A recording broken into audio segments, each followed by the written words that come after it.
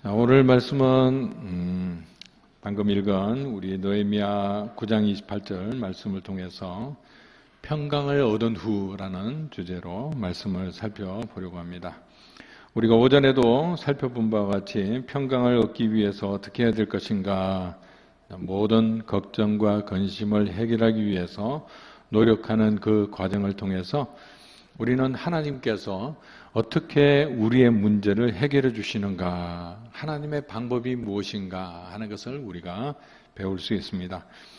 그러나 이렇게 이 과정을 통해서 하나님께서 문제를 해결해 주시는 방법만 배우는 것이 아니라 사실은 하나님께서 뭘 원하시는가, 그거를 우리가 알 수 있습니다. 그래서 이런 문제가 있을 때 내가 주님과 함께 동행하는 그런 삶을 살고 있는가. 항상 하나님께서는 우리가 주님과 동행하는 삶에 뭔가 문제가 있을 때 우리에게 염려할 만한 일, 걱정할 만한 일들을 통해서 다시 우리 자신을 돌아볼 수 있도록 해주시는 것을 볼 수 있습니다. 그래서 평강의 하나님께서 우리와 함께 하심으로 우리는 정말 하나님이 주시는 평강을 누리게 됩니다. 그래서 평강이 이게 목적이 아니고, 사실은 평강을 얻는 것은 과정에, 더 중요한 것은 주님과 함께 한다라고 하는 사실을 배우게 되는 거죠. 주님과 함께 한다는 것이 바로 이런 의미가 있구나. 그래서 우리가 예수를 믿고 난 뒤에 이 부분이, 주님과 함께 동행하는 삶이 그렇게 중요한 것이로구나 하는 것을 우리가 배우게 됩니다. 자, 이제 평강을 얻은 후에 문제예요. 왜냐하면 평강을 얻고 난 다음에 대부분의 사람들은 뭘 생각하느냐 하면, 평강을 얻기 위해서는 굉장히 애를 쓰게 되는데 평강을 얻은 후에는 이제 마음을 탁 놔버리는 거죠. 이제 문제는 다 끝났다. 그래서 다시 예전으로 돌아가 버리는 경우가 많습니다. 문제를 해결하기 위해서 주님과 동행하는 삶을 힘쓰다가 문제가 해결되고 나면 주님과 동행하는 삶이 또 점점 멀어지게 되는 거죠. 이게 문제예요. 이런 경우가 참 많이 있습니다. 왜 그런가 하면 우리가 연약하기 때문에 그래요. 우리가 이게 좋은 습관을 좀 가지고 있어야 되는데, 그런 좋은 습관이 아직 훈련이 되지 못한 경우에는 꼭 문제가 생겨야 주님을 가까이 하고, 문제가 끝나고 나면 또 주님과 거리를 두는 경우가 많습니다. 그래서 항상 우리가 주님을 가까이 하는 삶을, 결국 하나님의 말씀을 통해서 가까이 하는 삶을 계속해서 살아야 이게 하나님께서 원하시는 모습으로 살아가는 것인데, 그걸 우리가 놓치게 되는 거죠. 그래서 다시 예전으로 돌아가게 되면, 우리는 문제를 이제 해결했으니까, 평강을 얻었으니까 괜찮다라고 이렇게 생각할 수 있지만, 그것은 또 다른 시련을 예고하는 거죠. 주님과 동행하는 삶을 하나님께서는 계속 우리에게 요구하시는 거예요. 우리는 그 삶이 왜 그렇게 필요한지를 사실은 잘 몰라요. 그 이전에 주님 없이 살아갈 때는 사실 주님과 동행하는 삶 말고 우리 나름대로 내 삶을 유지하는 방법에 대해서 우리는 익숙해져 있기 때문에, 예수를 믿고 하나님의 말씀을 듣고 그걸 통해서 주님과 동행하는 삶을 통해서 우리의 문제를 해결하고 나면 문제를 해결했구나 하고 그냥 놓아버리는 경우가 있다는 것이죠.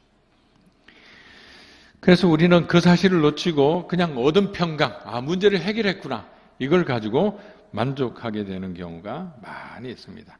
이때 오늘 우리 느헤미야의 말씀을 우리가 귀를 기울여서 잘 들을 필요가 있습니다.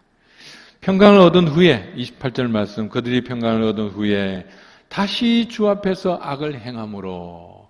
악이라는 건 제가 항상 얘기했죠. 성경에서 말하는 악은 도덕적인 죄를 얘기하는 것이 아니다. 도덕적인 죄로 생각하시는 분은 내가 특별히 악한 일을 행한 적이 없는데 하나님께서 왜 그러실까, 이렇게 생각할 수 있어요. 성경에서 말하고 있는 악은 항상 어떤 악을 얘기하고 있는 겁니까? 하나님과 상관없이 살아가는 거, 이게 악이에요. 하나님으로부터 멀어지는 것이 악이고, 하나님의 말씀으로부터 멀어지는 것이 악한 삶이에요. 그래서 우리가 도덕적인 악만 생각하고 있으면 내가 악한 삶을 살고 있다는 것을 전혀 알지 못합니다.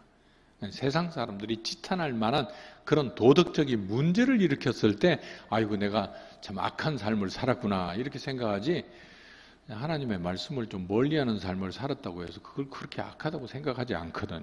그런데 우리가 하나님의 말씀을 가까이 하다 보면 이게 하나님 앞에 큰 악이구나 하는 것을 깨달을 수 있어요. 그러니까 평강을 얻은 후에 주 앞에 다시 악을 행한다라고 하는 말은 주님과의 거리가 점점 멀어지는 삶을 살기 시작한다는 거죠. 기도하는 횟수가 점점 줄어들고 하나님의 말씀을 가까이 하는 횟수가 점점 줄어드는 거죠. 말씀이 없이도 우리는 충분히 살아갈 수 있을 것이라고 생각하는 거죠. 그럴 때 주께서 그들을 원수들의 손에 버려두사 하나님께서 지켜 보호해 주시지 않고 내버려 두시는 거죠. 그래서 원수들에게 지배를 당하게 하시다가 그들이 돌이켜 주께 부르짖매 주께서 하늘에서 들으시고 여러 번 주의 긍휼로 건져내신다. 이렇게 말씀해 주고 있습니다. 평강을 얻은 후에 우리가 잊어버리는 것이 무엇인가? 왜 평강을 잃어버렸는가? 그 원인을 잃어버리는 거죠. 평강을 잃어버렸을 때 우리는 왜 평강을 잃어버렸는가 하는 문제는 생각하지 못하고 빨리 이 평강의 문제를 해결해야겠다. 내가 잃어버린 평강을 되찾아야겠다. 이것만 생각하게 되면 이제 방금 얘기한 그런 생활을 계속 다람쥐 쳇바퀴 돌듯 계속 반복하게 되는 것을 볼 수 있어요. 잊어버리게 되면 우리가 얻은 평강은 주님과 동행함으로써 얻게 되는 평강인데 그게 일시적으로 누리는 평강이 될 수밖에 없는 거죠. 주님과 동행하는 삶을 계속 살아야 되는데 그렇게 하지 않고 문제가 생겼을 때만 잠시 동행하는 삶을 살게 되는 거죠. 그러니까 왜 하나님께서 주시는 평강이 이렇게 항구적인 평강이 아니고 왜 그렇게 하나님께서는 잠깐 동안만 평강을 누리게 하실까? 하나님이 이상하다. 혹시 이렇게 생각할 수도 있어요. 근데 사실 하나님께서 함께 하시겠다라고 하는 것은 우리가 누리는 평강이 항구적인 평강이 되도록 하기 위해서 하나님과 함께 하시는 방법을 통해 가르쳐 주시는 거죠. 문제만 해결하는 건 우리도 할 수 있죠. 하나님께서 충분히 그렇게 하실 수 있어요. 지금 당장 건강에 안 좋은 사인이 있어가지고 하나님 건강 때문에 하나님 도와주십시오. 또 직장 문제 때문에 자녀 문제 때문에 하나님 도와주십시오 할 수 있어요. 그 문제는 일시적으로 문제를 해결할 수 있어요. 해결할 수 있는데 그거는 그 문제만 해결이 되는 거죠. 또 다른 문제가 일어났을 때는 우리는 또다시 걱정과 근심에 휩싸이게 되는 것을 볼 수 있어요. 그래서 하나님께서는 우리에게 항구적인 평화를 주시기 위해서 주님과 동행하는 삶, 이걸 하나님께서 우리에게 제시해 주시는 거죠. 주님의 뜻이 뭔가 그걸 살펴봐야 돼요. 그걸 살펴보면 우리의 삶 가운데 평강이 항상 있다. 그걸 위해서 주님과 동행하는 삶을 말씀해 주시는 것을 볼 수 있습니다. 여기서 우리는 하나님의 목적이 무엇인가 하는 것을 알 수 있어요.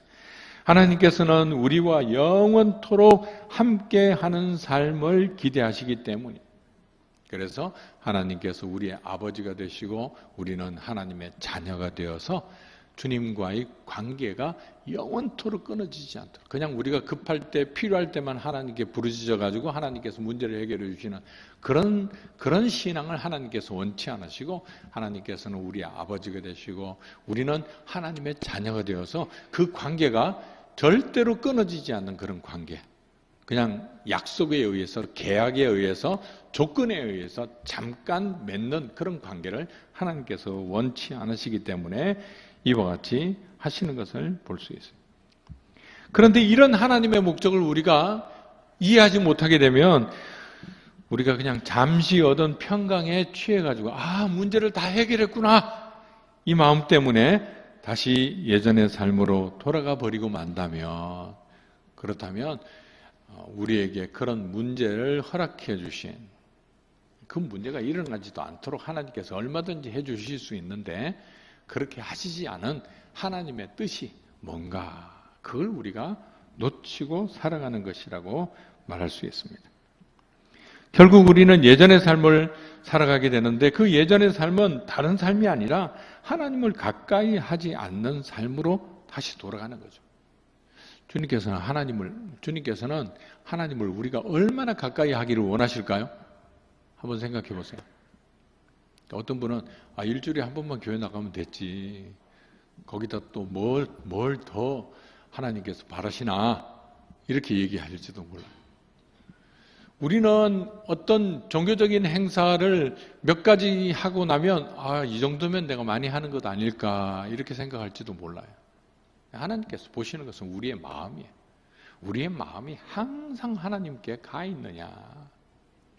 그래서 모든 문제를 하루의 삶을 주님과 동행하면서 주님께 묻고 주님의 뜻이 무엇인지를 듣고 이렇게 살아가는 것. 이걸 하나님께서 원하시는 거죠.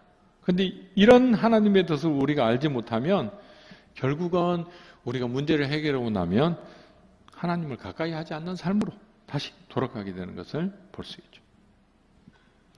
그래서 28절 말씀처럼 주께서 그들을 원수들의 손에 버려두사 원수들에게 지배를 당하게 내버려 두시는 거죠.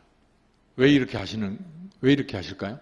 주님과 동행하는 삶으로 우리가 다시 돌아오도록 하기 위해서. 딴 게 목적이에요. 너희들 고생 좀 해봐라. 이게 아니에요. 그게 우리에게 정말 평안을 가져다 주는 삶이 아니라는 것을 누구보다도 하나님이 잘 아시기 때문에 그런 삶을 청산하도록 하기 위해서 하시는 것이죠. 그래서 다시 위기가 찾아오게 되는데 위기가 찾아오면 우리는 참 힘들죠. 금방 문제를 해결했는데 또 다른 문제가 생기니 하나님 이렇게 금방 문제를 해결했는데 또 다른 문제가 이런 걱정하지 않고 살아갈 수 있도록 하나님 도와주시면 안 됩니까? 이런 생각도 들 수 있죠. 그런데 위기가 찾아오는 것이 사실 하나님께서 우리를 사랑하시는 거예요. 위기가 찾아오지 않으면 우리는 어떻게 살까요? 하나님과 멀어져 있는 삶을 그게 당연한 줄 알고 그렇게 살아가는 거죠. 우리가 정말 하나님을 믿고 있는 사람이며 하나님으로부터 구원받은 사람이라면 하나님과 멀어질 때 반드시 하나님께서 우리에게 위기를 주세요. 우리를 사랑하시니까 그 위기를 통해서 다시 그걸 배울 수 있도록 반복하게 되는 것을 볼 수 있습니다. 자, 오늘 이 말씀을 통해서 우리가 알아야 될 중요한 하나님의 뜻이 있습니다.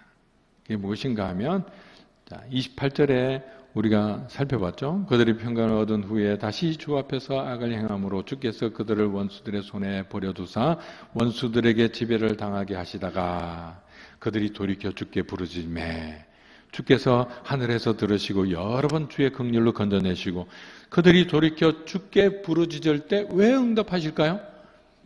돌아오라는 사인이에요. 이걸 우리가 잘못 해석하면 그냥 우리가 위기의 순간이 다가오면 그냥 그때 하나님께 기도하면 하나님께서 응답해 주시고 또 그냥 편안하게 살다가 말은 편안하게라고 얘기하지만 그 편안하게 살다가라는 말이 다시 얘기하면 하나님 편에서 해석을 하면 하나님과 멀어졌다가 또 문제가 일어나면 하나님께 기도하면 또 문제를 해결해 주시겠지. 그런 생각인 거죠. 그런데 그 다음 29절 말씀을 보시면 뭐라고 얘기하고 있습니까? 다시 주의 율법을 복종하게 하시려고 그들에게 경계하셨으나 하나님께서 경계하시는 거죠. 권고하시기도 하고 또는 우리에게 그와 같은 말씀들을 경고의 말씀을 우리에게 주시기도 하시는 거죠. 그런데 경고의 말씀을 들을 때 우리가 문제가 생기지 않을 때 그냥 경고만 하시면 그 경고의 말씀을 우리가 듣고 바로 돌이키는 경우가 많지가 않아요. 그게 이제 우리의 약점이죠. 그들이 교만하여 사람이 준행하면 그 가운데에서 삶을 얻는 주의 계명을 듣지 아니하며 주의 규례를 범하여 고집하는 어깨를 내밀며 목을 굳게 하여 듣지 아니하였나이다. 우리가 읽은 성경이 어디라고 그랬죠? 느헤미야라고 그랬잖아요. 그죠? 이게 구약의 제일 중요한 고질적인 문제예요. 신앙의 제일 고질적인 문제예요. 그들이 하나님을 완전히 버리는 건 아니에요. 필요할 때만 하나님께 나왔다가 필요한 게 없어지면 다시 예전으로 돌아가는 거죠. 그걸 주님께서는 어떻게 생각하시는가 하면 교만하다라고 생각합니다. 왜 하나님께서 말씀하시는 것을 잘 새겨서 듣지 않느냐라고 그렇게 생각하시는 거죠. 그래서 우리가 이 사실을 잘 알게 된다면 우리에게 평강을 얻은 후에 어떻게 되겠습니까? 평강을 얻은 후가 정말 중요하구나.